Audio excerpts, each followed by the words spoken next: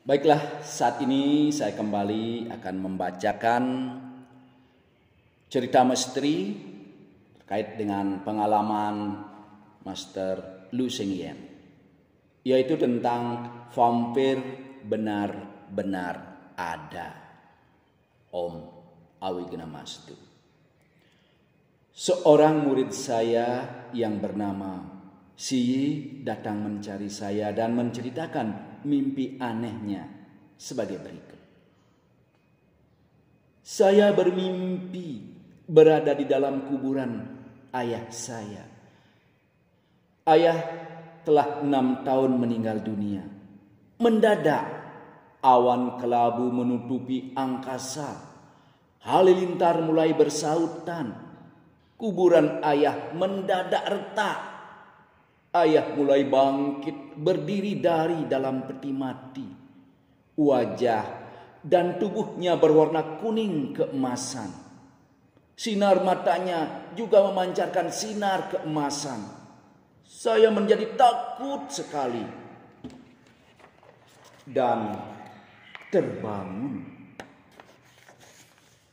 Tak lama setelah terbangun, saya tertidur lagi. Lagi-lagi saya bermimpi bertemu ayah. Ayah terlihat sedang duduk di atas kuburan. Kedua tangannya dikatupkan menghadap ke langit. Ia menghembuskan napas ke angkasa. Dari dalam mulut ayah tersembur sebutir pil yang langsung melesat ke tengah-tengah bulan yang sedang tergantung di angkasa. Kemudian ayah menghirup napas, maka pil tersebut terjatuh lagi, masuk kembali ke dalam mulut ayah. Demikian hal ini berlangsung terus-menerus. Saya terperanjat melihat hal ini. Siyi menanyakan arti mimpinya itu. Saya sendiri merasa bahwa mimpi itu sangat aneh. Besok saya akan memberitahu arti mimpimu itu. Malam harinya saya duduk bermeditasi. Saya mulai melihat suatu pemandangan seorang bapak sedang berbaring di dalam peti mati.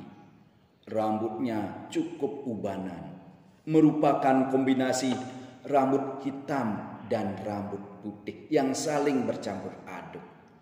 Panjang rambutnya mencapai pinggang. Panjang kuku jari tangan dan jari kakinya hampir 20 cm serta berbentuk seperti kawat yang melingkar. Tubuhnya telah menjadi awet, namun jantungnya seperti masih berdetak. Pada keesokan hari, saya memberitahu Siyi bahwa mayat ayahnya adalah mayat vampir. Apa itu mayat vampir? Tanya Siyi tidak mengerti. Mayat vampir adalah mayat yang sudah dikuburkan.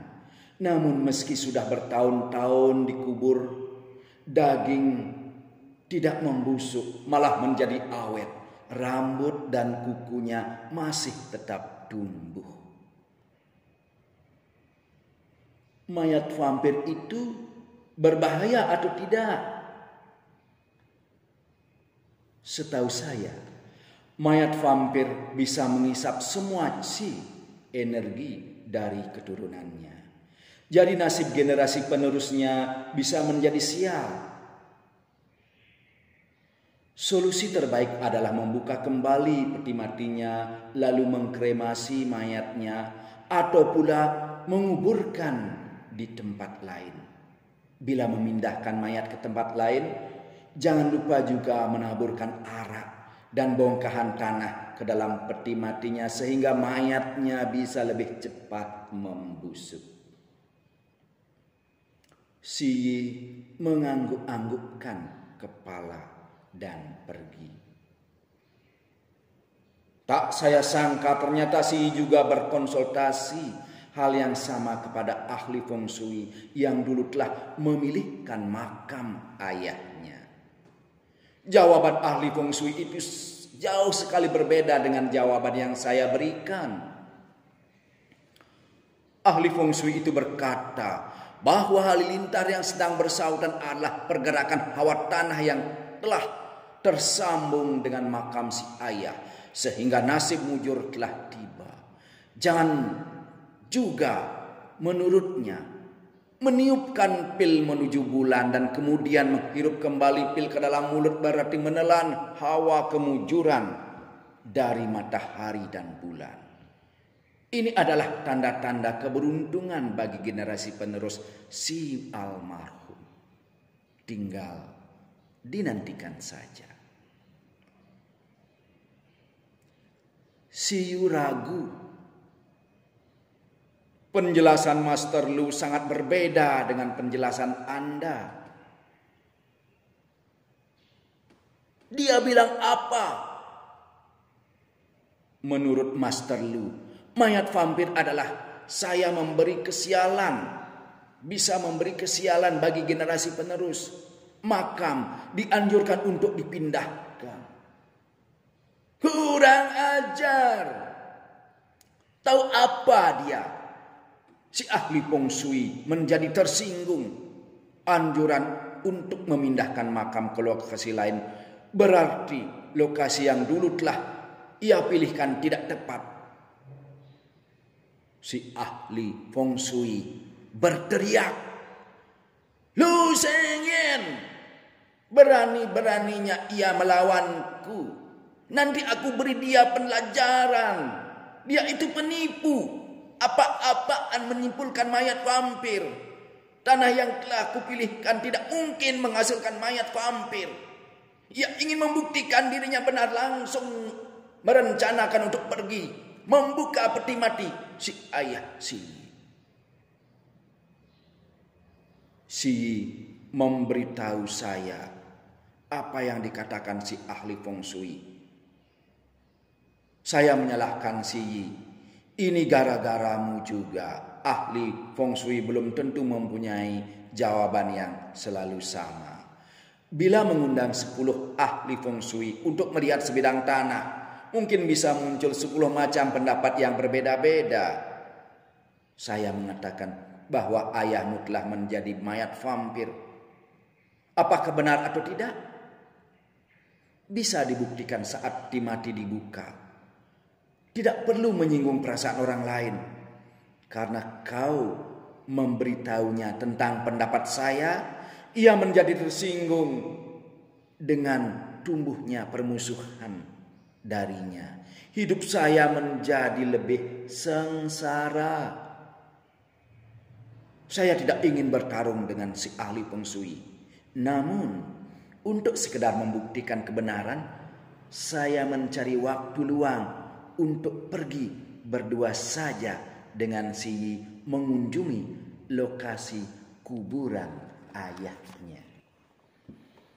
Ternyata kuburan ayah si Yi ada di puncak gunung.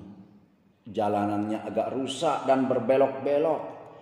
Ada jurang di mana-mana dan sungai-sungai kecil di sepanjang jalan. Banyak sekali pohon aneh tumbuh di sekitar sana. Dengan susah payah barulah kami tiba di kuburan ayah si Yi yang terletak di sebuah tanah datar di puncak gunung. Pemandangan di puncak gunung sangat bagus. Di sana terlihat alam yang masih liar. Pemandangan pegunungan dan sungai-sungai kecil. Si Yi berkata, menurut si ahli feng shui, dari beragam pegunungan dari sungai kecil tersebut ada Jici Mingtang. Namun saya berpendapat gunung ini terlalu tinggi. Hawa tanah sukar menetap. Angin terlalu dingin menusuk tulang. Bukanlah sebuah tempat mujur. Saya mengambil sedikit tanah dengan tangan. Terasa seperti bongkahan-bongkahan batu. Terlalu keras. Saya menggunakan ranting untuk menggali tanah. Ternyata lapisan bawahnya adalah tanah liat. Saya berkata, lapisan terluar seperti batu, lapisan di bawahnya merupakan tanah liat. Ini tanah yang jelek dan tidak bisa menyimpan prana. Karena lapisan terluar sudah dikeringkan angin, sedangkan lapisan bawahnya terlalu tebal. Prana dari luar, baik tidak baik, mampu menembus ke dalam. Dari aspek prana, tanah saja sudah tidak menunjukkan kemujuran. Bila mayat yang dikubur di sini tidak menerima pergantian hawa, maka mayat tidak bisa membusuk, sama seperti diawetkan. Saya berpendapat sudah tidak salah lagi mayat tersebut telah menjadi mayat vampir. Saya diam-diam melakukan semacam ritual di depan kuburan. Tangan saya membentuk mudra pedang, kaki saya membentuk formasi bintang resi, mulut saya membaca mantra. Saya segera melihat seorang dewa gunung terbang mendarat ke arah saya.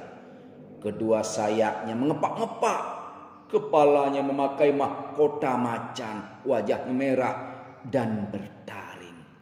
Wujudnya sangat mengerikan, membuat saya sangat kaget. Dewa gunung bertanya, "Ada masalah apa? Master Li mengundang saya." "Mengapa wujudmu begitu mengerikan?" "Gunung ini disebut Gunung Macan Teruang. Itu sebabnya saya berwujud macan terbang."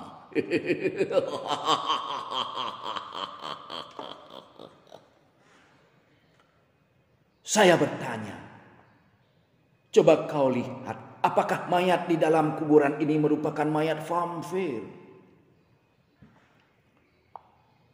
Dewa gunung menjawab, "Memang benar. Kalau nanti sudah tiba naasnya, apapun bisa terjadi." "Apa yang kira-kira akan terjadi?" "Kesialan akan datang bagai gunung yang runtuh. Semua keturunan perempuannya akan tumbuh jenggot dan kumis." Merasa sudah jelas, saya mempersilahkan si dewa gunung untuk pulang. Saya pun pulang bersama Si Yi. Sewaktu saya melakukan ritual di depan kuburan Si Yi, ia tidak menyadari kehadiran si dewa gunung. Padahal saya mengundang dewa gunung dan saya menceritakan kepadanya. Selanjutnya giliran Si Yi, si ahli feng shui yang pergi ke lokasi kuburan di puncak gunung bersama kepala desa, 2 orang ahli feng shui lainnya, sanak keluarga Si Yi, serta para pekerja penggali kuburan.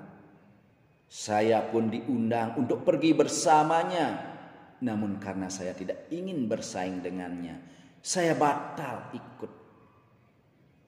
Ketidakhadiran saya atas undangannya dikritiknya di hadapan orang banyak sebagai tindakan tidak bertanggung jawab dan tidak bernyali. Kuburan mulai digali. Para pekerja menggunakan cangkul dan sekop untuk menggali tanah makam. Dengan cepat peti mati mulai terlihat. Sewaktu peti mati dibuka, semua orang terkejut melihat isinya. Mereka melihat ayah Si Yi seperti mayat yang baru saja dikuburkan. Namun rambutnya panjang luar biasa sampai ke pinggang. Kukunya juga panjang luar biasa. Wajah dan tubuhnya berwarna kuning keemasan. Kedua matanya sedikit terbuka seperti sedang tertidur nyenyak di dalam mimpi panjang saja. Lebih aneh lagi, bahkan baju yang sudah dipakainya selama 6 tahun tidak membusuk. Kepala desa berteriak keras, "Ini adalah mayat vampir!" Kedua ahli feng shui lain tidak berani memberi komentar meskipun mereka sudah mengerti bahwa mayat itu telah menjadi vampir. Sanak keluarga si Yi bingung. Namun si ahli feng shui berkata, "Itu bukan mayat vampir. Itu adalah sarira sekujur tubuh. Sarira sekujur tubuh." Semua orang yang hadir tidak paham. Si ahli feng shui berkata, "Tahukah kalian bahwa biksu batu sewaktu wafat beberapa tahun lalu seluruh tubuhnya tidak membusuk? Begitu pula Patriark Shen ke-6, Hauneng, setelah wafat tubuhnya juga tidak membusuk. Biksu Si Sheng wafat sambil duduk dan tubuhnya tidak membusuk. Begitu juga mayat ayah Si Yi. Ini disebut sarira sekujur tubuh, bukan mayat vampir. Sarira sekujur tubuh adalah hasil pelatihan batin. Ini adalah pertanda baik." Betul. Ini adalah sarira sekujur tubuh. Kedua ahli feng shui lainnya langsung memberi dukungan. Kepala desa berkata, "Saya tidak mengerti tentang sarira sekujur tubuh. Saya hanya pernah mendengar tentang vampir." Sedangkan keluarga Si Yi sama sekali tidak paham baik tentang sarira sekujur tubuh maupun tentang mayat vampir. Mereka bingung dengan istilah-istilah baru tersebut. Si ahli feng shui menyuruh para pekerja untuk memaku dan menguburkan kembali mayat peti mati tersebut. Ia meyakinkan keluarga Si Yi bahwa keberuntungan segera tiba. Di situ Si Yi tidak berkomentar. Si Yi kemudian datang bertanya kepada saya apa yang dimaksud dengan sarira sekujur tubuh. Saya menjawab, istilah sarira berasal dari nama sejenis burung. Dalam Buddhisme, tulang tubuh Buddha disebut sarira. Saat orang-orang suci seperti Buddha, Bodhisattva, Arahat, dan para rohaniawan suci lainnya wafat dan dikremasi, mayatnya akan membentuk sarira. Bentuk sarira bermacam-macam. Ada yang seperti mutiara dan seperti bunga. Yang warnanya putih adalah sarira tulang, yang berwarna merah adalah sarira daging dan darah. Yang berwarna hitam adalah sarira rambut. Juga ada sarira yang berwarna-warni. Sarira juga disebut dengan linggu, biji relik, dan biji keras. Sarira asli tidak bisa dihancurkan dengan apapun. Lalu apa yang dimaksud dengan sarira sekujur tubuh? Sarira sekujur tubuh hanya ada bila mayat dikubur. Pada kasus orang yang berhasil melatih batin, saat wafat dan dikubur tubuhnya bisa mengkristal dan tidak membusuk. Keras seperti vajra, itu sebabnya juga disebut tubuh wajra. Si Yi bertanya, menurut si ahli feng shui, mayat ayah saya adalah sarira sekujur tubuh. Apakah Master berpendapat? Saya tertawa terbahak-bahak. Apakah ayahmu suka bersadana, melatih batin? Si menjawab, ayah saya tidak percaya agama sama sekali. Bagaimana tingkah laku ayahmu dulu? Setiap malam pergi ke bar ayah. Mengapa? Tanpa arak ia menderita. Saya diam. Sedangkan Si Yi manggut-manggut. Setahun telah berlalu, omset perusahaan Si Yi makin menurun sehingga perusahaannya menuju kebangkrutan. Si Yi sendiri terkena penyakit ginjal.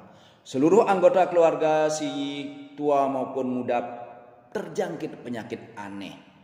Ada yang menjadi botak karena rambutnya terus rontok. Ada yang kulitnya bernanah. Ada yang tidak sembuh-sembuh dari rematik.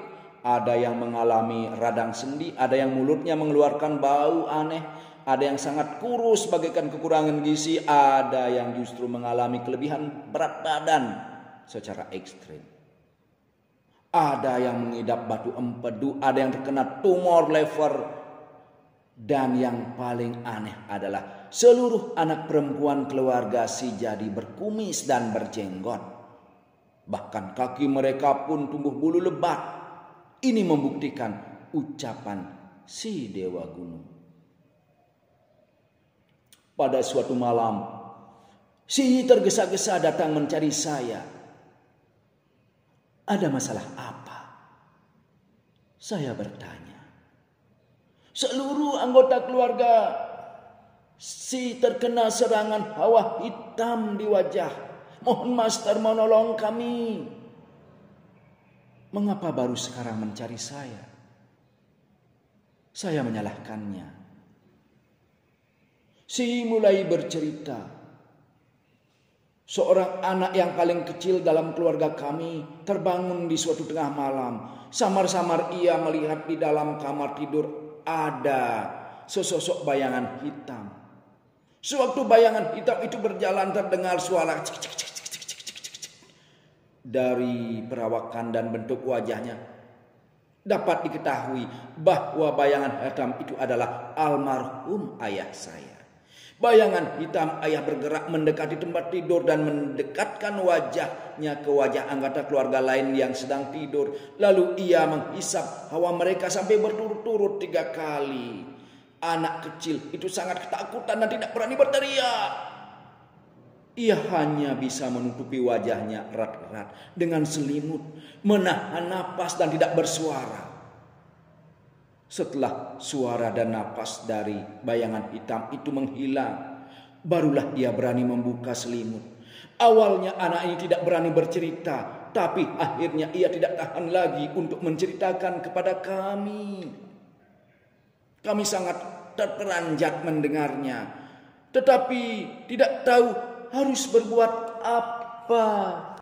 Saya menjelaskan bahwa itu adalah kasus hantu mencuri hawa. Hantu mencuri hawa? Benar. Pantas saja di setiap wajah kalian sekarang melekat hawa hitam. Sekarang saya harus bagaimana? Si Yi memohon. Buka kembali peti mati ayahmu. Kremasikan mayatnya, semuanya menjadi beres dengan sendirinya. Kami tidak berani, kata Si Yi. Sudah parah begini, masih tidak berani juga. Saya kesal mendengarnya. Kami bukannya tidak mau mentaati anjuran Master, tetapi si ahli Feng Shui yang dulu mengatur pemakaman ayah telah mengancam bahwa ia memiliki data kelahiran seluruh anggota keluarga kami yang akan menggunakannya untuk mencelakakan kami bila kami menyuruh orang lain mengubah Feng Shui makam ayah. Itu sebabnya selama ini kami tidak berani bertindak. Keterlaluan dia. Saya menjadi emosi mendengarnya. Kami sebenarnya percaya kepada Master dan ingin mentaati Master. Namun bila kami mentaati Master, ahli Feng Shui itu akan tersinggung. Sebaliknya bila kami mentaati apa katanya Master yang bersifat ulah asih, tentu saja tidak akan mencelakai kami. Tapi yang sekarang rugi adalah kalian juga. Saya sungguh memohon Master untuk menolong kami. Setelah merenung sejenak, saya berkata, begini saja, saya akan mengajarimu cara membuat pembatasan kuburan. Pertama-tama, pilihlah waktu antara jam 11 siang dan jam 1 siang pada hari Cu untuk menyebarkan beras ke tempat sisi kuburan. Kemudian bakarlah selembar kertas mantra untuk perbatasan yang telah dipisahkan. Begitu ritual dilaksanakan, dalam waktu kurang dari sebulan penyakit ginjal si mulai sembuh. Dokter sampai terheran-heran karena rencananya si harus menjalani cuci ginjal. Juga anggota keluarga yang rontok rambutnya telah menjadi normal kembali. Penyakit rematik, batu empedu, dan radang sendi semuanya lenyap. Anggota keluarga yang wanita yang semula tubuhnya berbulu dan tumbuh kumis dan jenggot sekarang telah kembali normal seperti semula. Wajah mereka tadinya berwarna hitam juga telah kembali normal. Bisnis keluarga si kembali maju. Selesai. Suksema.